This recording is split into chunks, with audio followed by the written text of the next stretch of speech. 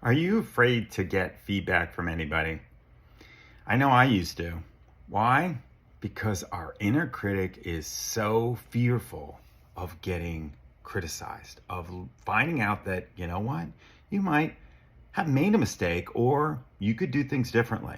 And part of the challenge is today that this is part of the Inner Critic 21-day challenge. I'm going to do a little longer reach out today, put it out there to the larger public. But if any of you are interested in taking the full 21-day challenge, just in the comments, just put 21 days and let me know, and I will send it to you.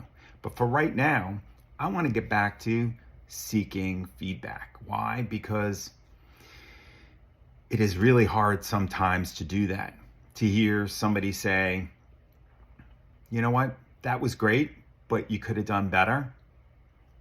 When you hear that, the inner critic will pop up and go, you know what, they don't know what they're talking about. Or the inner critic will not even allow you to seek feedback because it's afraid of what it's going to hear. You're not strong enough, you're not good enough, you're not smart enough, you're not perfect enough.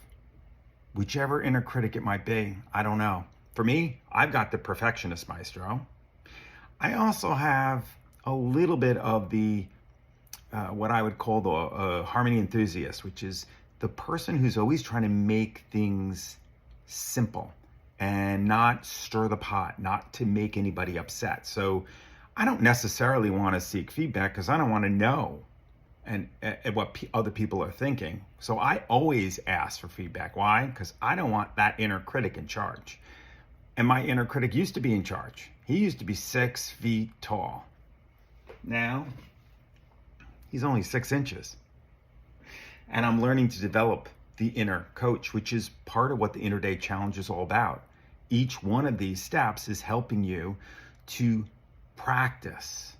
Yes, practice, because practice makes progress. Practice looking at things from a different perspective, reframing it so that you can let loose the hold that inner critic has on you. So what do you do for today as far as feedback? I actually want you to find somebody that you trust. Yeah, it has to be somebody you trust. And not somebody who's critical and somebody who's always sarcastically poking at you. Find somebody that really loves you and cares about you. And then tell them, listen, I'd like some feedback on X, Y, or Z. Just pick something that you know that you're working on and you want feedback on it. And then listen.